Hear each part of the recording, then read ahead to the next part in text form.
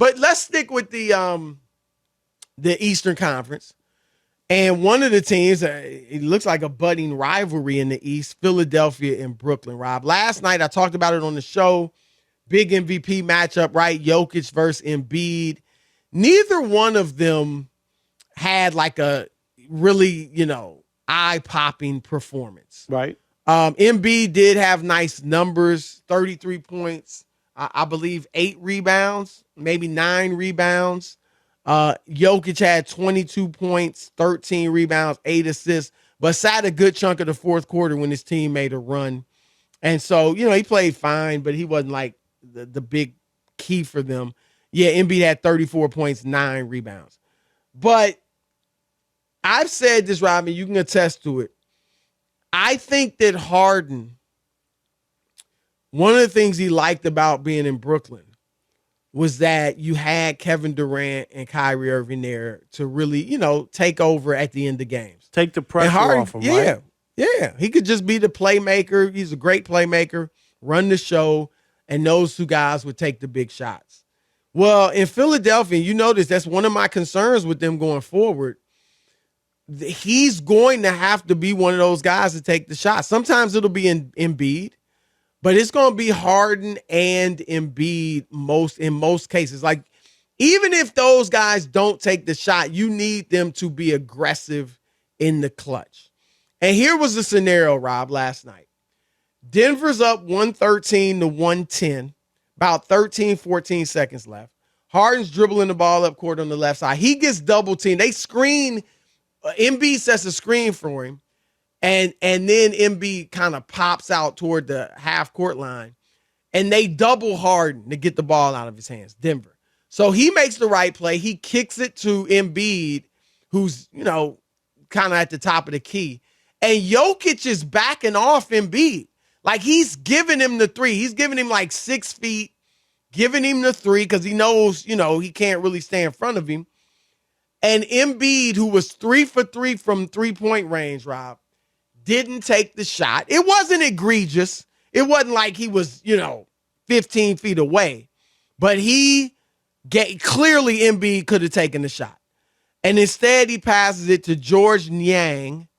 Niang was 2 for 10 from 3. Niang takes a 3 from the left corner and shoots it off the side of the backboard. And they go in to lose. Now, Yang is a good three-point shooter. He's 40%. Corner 3 is an easy shot, from three-point range.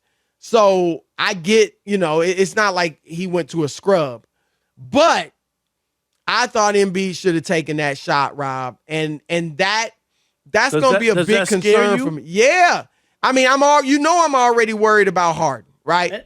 What's he going to do in the clutch? And now what's Embiid? Rob, because you remember quickly before you go, you remember all those times under Brett Brown when they would blow leads. I'm thinking mainly Boston in the playoffs.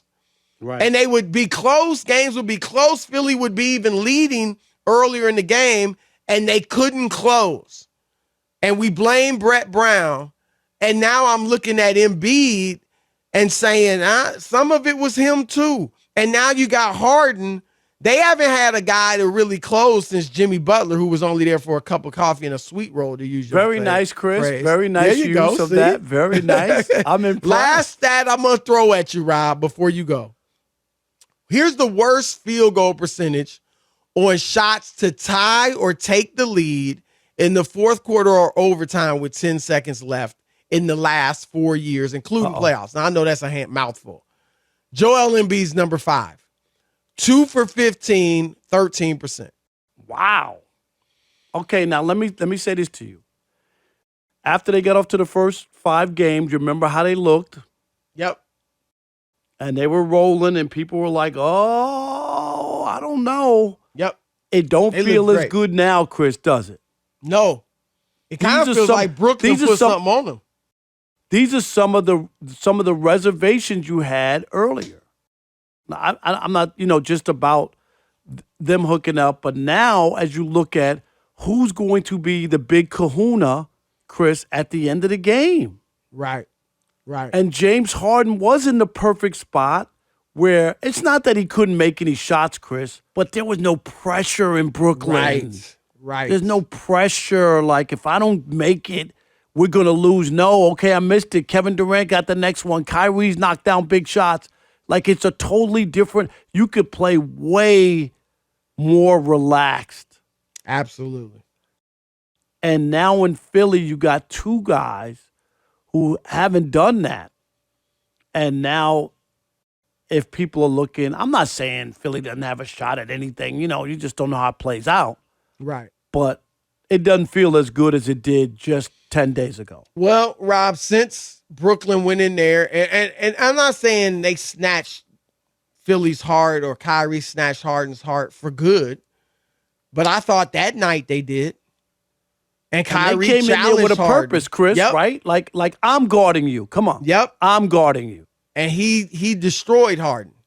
And since then, they edged a horrible Atlanta team or Orlando team that the Nets are demolishing right now. They edged them, Philadelphia. They lost to Denver at home. And like you said, it just is not feeling as good right now. And this is one argument, Rob, for Harden going to Daryl Morey, his boy, who's the GM, and saying, you know what? Let me sign that contract extension. Yeah, where's that extension? As soon as possible. Where's that money? Can I sign it? And I think, Rob, can I have Princess sign it first, and then I'll sign it? Right. Doc's gonna be. I think Doc knows he's on the hot seat too. You think so? I mean, I just think I'm not reporting anything, but I'm just saying. I mean, they gotta go deep in the playoffs, Rob. Like they probably gotta. They can't have another bad playoff run. Let's say that, like a blown 3-1 lead, or you lose to an Atlanta or some bad team that sneaks into the play. You know what I'm saying? Like I don't think they have to win it by any stretch, but they better ball. You know what I'm saying? Like they better play well. Well, we said that when they hired Doc. You remember coming off of that collapse and everything. We thought it was very risque. And then obviously he goes there. And you remember in the beginning of the playoffs, people were ripping on the Clippers. You remember and saying, "Oh, you're blaming Doc." You remember when they fell down and Doc was rolling in the early round, and then all of a sudden it flipped, and then Doc's getting knocked out again, and the Clippers are going to the Western Conference Final. Yep, no doubt.